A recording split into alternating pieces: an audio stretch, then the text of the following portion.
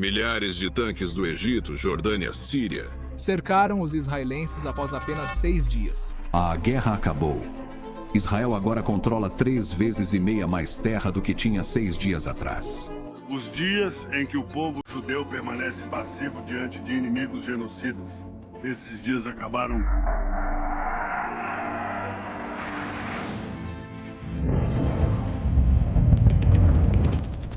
Em menos de 70 anos, na criação de uma das mais formidáveis e poderosas forças militares do mundo. NET noticiou que Tel Aviv é a segunda cidade do mundo em startups de tecnologia, superada apenas pelo Vale do Silício nos Estados Unidos da América. Estamos em plenas relações diplomáticas entre os dois países há 25 anos. Mas a verdade é que a Índia e Israel estão profundamente conectados há centenas de anos.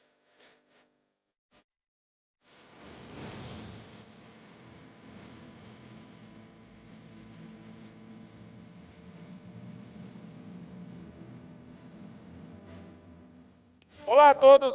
Israel é um dos países mais poderosos do mundo. E o que é absolutamente impressionante sobre este país é que Israel lutou 6 guerras, 2 intifadas, uma ameaça de terrorismo contínua, um boicote econômico e um isolamento diplomático de quase todos os seus países vizinhos. Na verdade, nas primeiras 5 décadas, eles tiveram, em média, uma grande guerra por década. Agora, para um país que está tão ferozmente envolvido em guerra, Israel nem sequer é um grande país. Eles são menores que o nosso estado do Kerala. Tem uma população que é menos da metade de Mumbai e não tem nenhum recurso natural para contar. Mundo.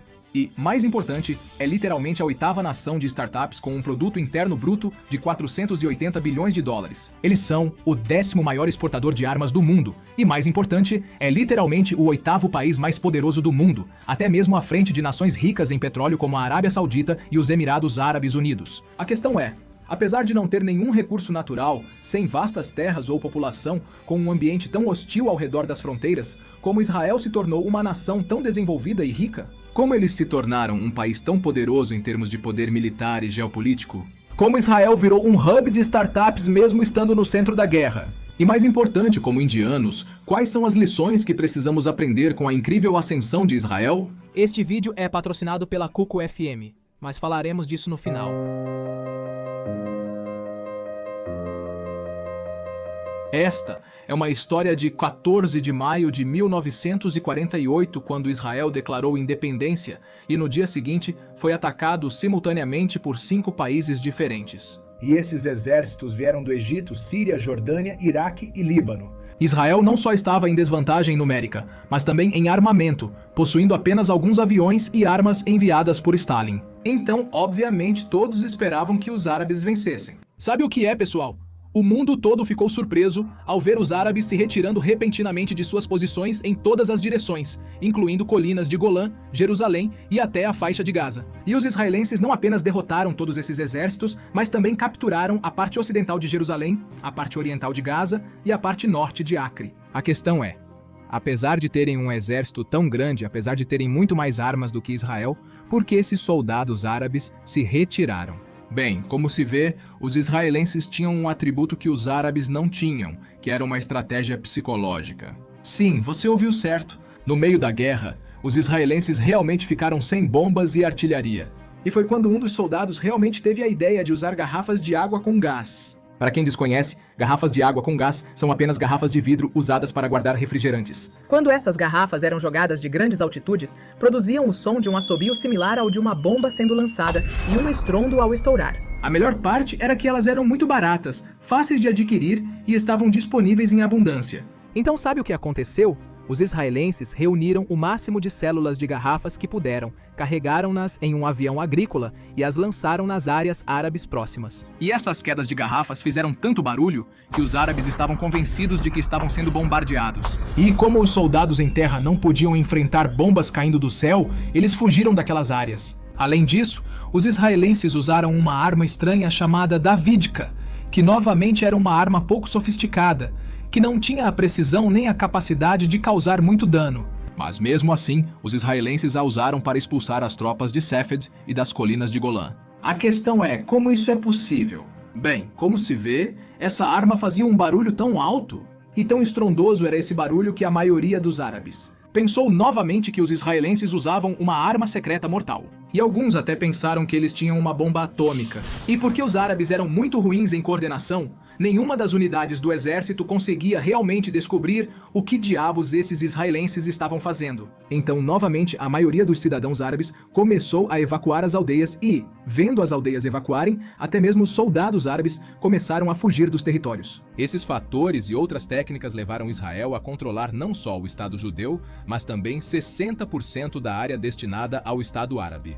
Da mesma forma, em 1967, quando foram atacados pelo Egito, Irã, Síria e Jordânia, eles coletaram informações tão precisas que mesmo antes da Força Aérea Egípcia decolar, enquanto os pilotos tomavam café da manhã, os israelenses bombardearam os aeroportos, paralisando o exército, o que permitiu que eles assumissem o controle da maior parte da península do Sinai. E além dessa inteligência militar, temos a lendária equipe do Mossad. E uma das histórias clássicas do Mossad é a de um lendário espião chamado Eli Cohen, que foi enviado por Israel à Síria como um rico empresário disposto a financiar o poder sírio. Ele organizava festas luxuosas, financiava o crescente partido sírio e ficou tão próximo da liderança síria que eles permitiram que ele visitasse os postos avançados sírios e, segundo relatos, até lhe ofereceram o cargo de vice-ministro da defesa da própria Síria. Agora percebe o quão louco é isso? Ele não só coletou informações, como também se propôs a auxiliar os sírios, plantando eucaliptos nos postos avançados para que os soldados pudessem se abrigar do sol escaldante. Devido às árvores e informações de Eli,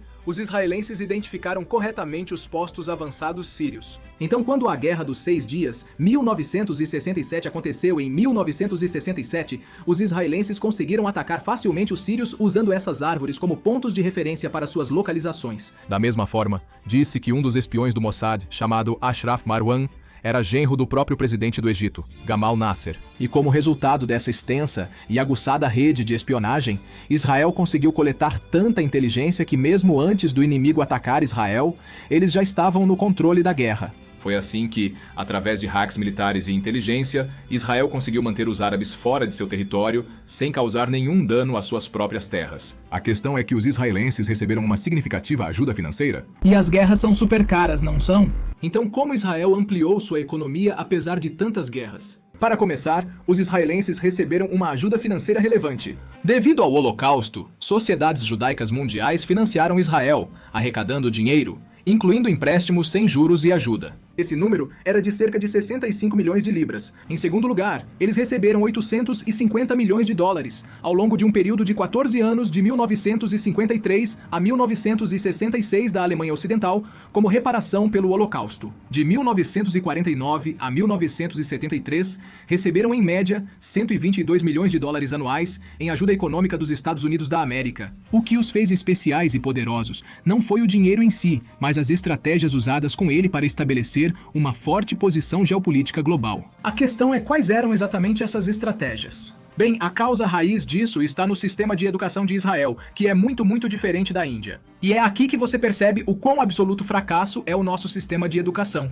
Sabe, pessoal, nós produzimos mais engenheiros nos últimos 15 anos do que a população inteira de Israel. Mesmo assim, a qualidade dos nossos engenheiros é tão ruim que atualmente os engenheiros indianos são recrutados como mercadorias por recrutadores em massa. E não é porque essas empresas são ruins, mas porque nossos engenheiros, incluindo eu mesmo, não possuem uma habilidade de engenharia competente para agregar valor ao mercado. A questão é por quê?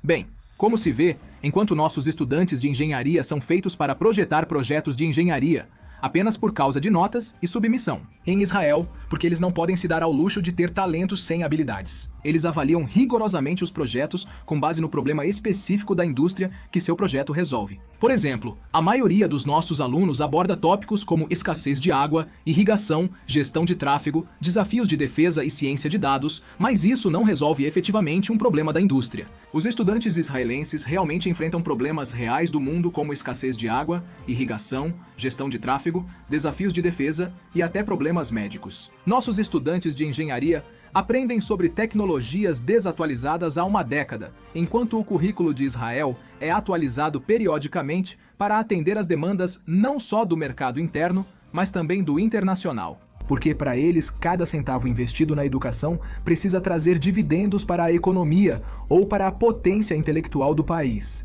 E o resultado?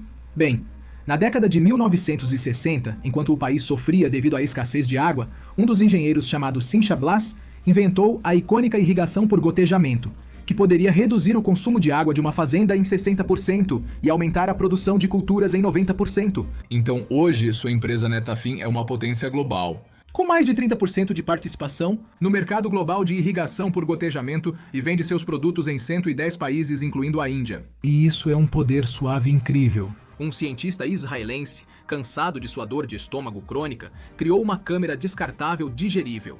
Atualmente, ela é usada mundialmente para diagnosticar infecções, distúrbios intestinais e cânceres no sistema digestivo. É uma maravilha médica por causa da qual hoje conseguimos acessar aquelas áreas do sistema digestivo que estavam completamente fora de alcance naquela época.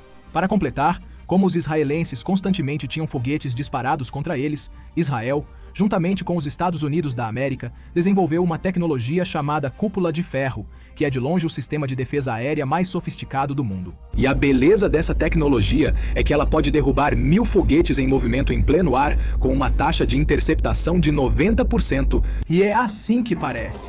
E hoje, Israel tem 300 centros de P&D com Apple, Amazon, Facebook, Google e Intel.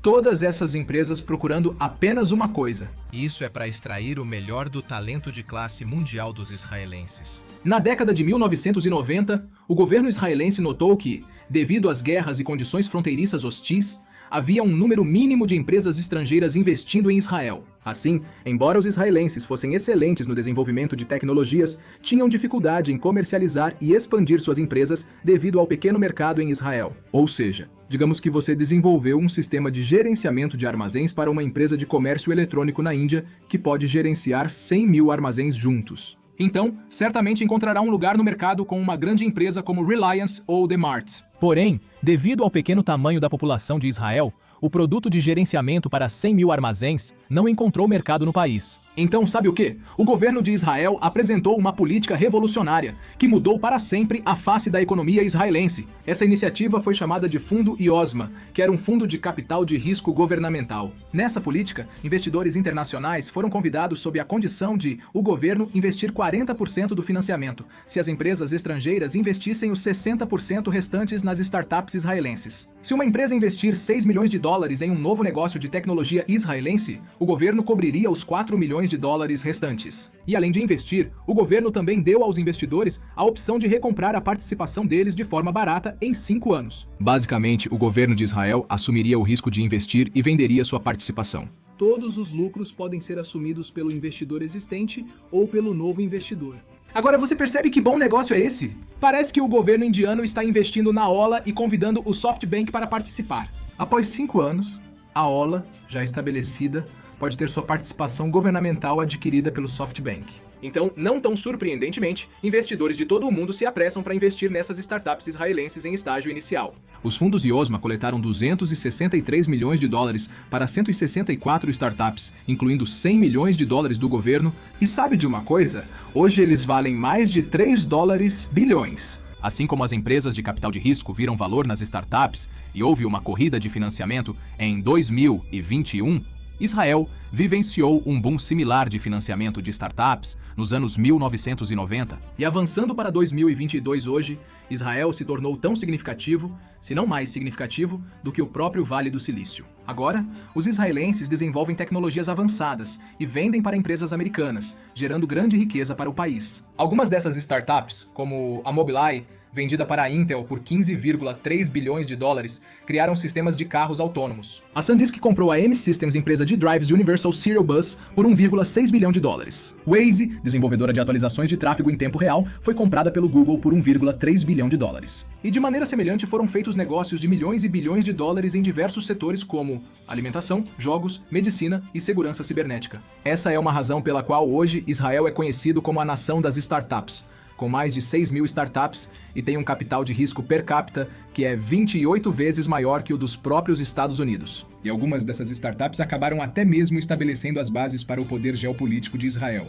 A questão é qual é a relação entre as startups israelenses e o poder geopolítico de Israel. Essas startups também contribuíram para a construção da indústria de defesa de Israel. Em resumo, os israelenses notaram que, gastando 30% do produto interno bruto em guerra e comprando armas estrangeiras, não conseguirão expandir a economia. Construíram uma indústria de armas interna capaz de produzir não só para Israel, mas também para mercados globais. E graças à sua educação específica da indústria e investimento em P&D, assim como o Domo de Ferro, Israel fabrica algumas das armas mais poderosas do mundo. Então agora seus gastos militares se transformaram em um investimento pelo qual eles fizeram 11 bilhões de dólares, apenas através de exportações de armas. Aliás, Israel fornece, além de armas, segurança cibernética e inteligência para diversos países globais. Isso, combinado com a inteligência militar e a política de serviço militar obrigatório, faz do exército israelense um dos mais poderosos do mundo. Ademais, Israel auxiliou várias nações em momentos de fraqueza.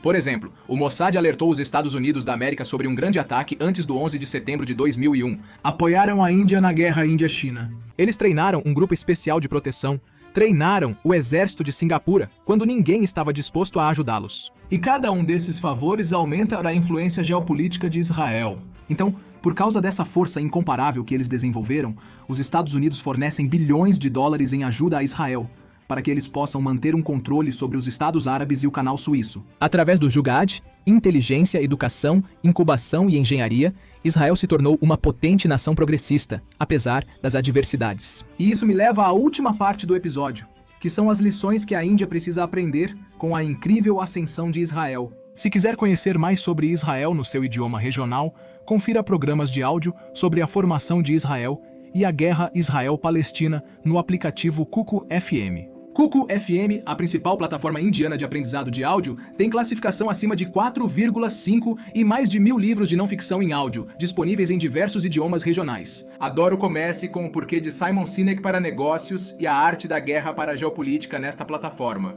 Então, se esses tipos de assuntos te intrigam, faça o download do aplicativo Kuku FM pelo link na descrição. Passando para as lições, a primeira coisa que você precisa aprender com Israel é que no mundo da geopolítica, você primeiro tem que se posicionar por si mesmo, antes de esperar que os outros fiquem ao seu lado. A sociedade judaica, o exército israelense e o Mossad constituíram uma base sólida para Israel. Que os próprios Estados Unidos começaram a financiar Israel. Lição 2. O capital humano bem utilizado é uma bênção. Talento e se transformaram em uma potência intelectual. E apenas um incômodo.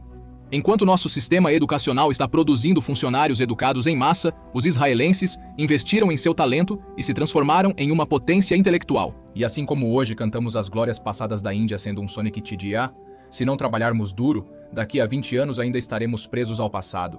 Dizendo: você sabe, uma vez que temos a força de trabalho mais jovem e maior do mundo. E por último e mais importante, enquanto na Índia, muitas vezes nos contentamos com a mediocridade por medo de falhar. Lá em Israel, apesar de ter uma fronteira hostil, apesar de ter lutado em 6 guerras, apesar da falta de recursos, o governo israelense teve a audácia de apostar em suas próprias startups, para que eles pudessem falhar cedo, mas eventualmente seguir para liderar a revolução tecnológica do mundo. Porque a cultura israelense acredita em suar na paz para que você não sangre na guerra.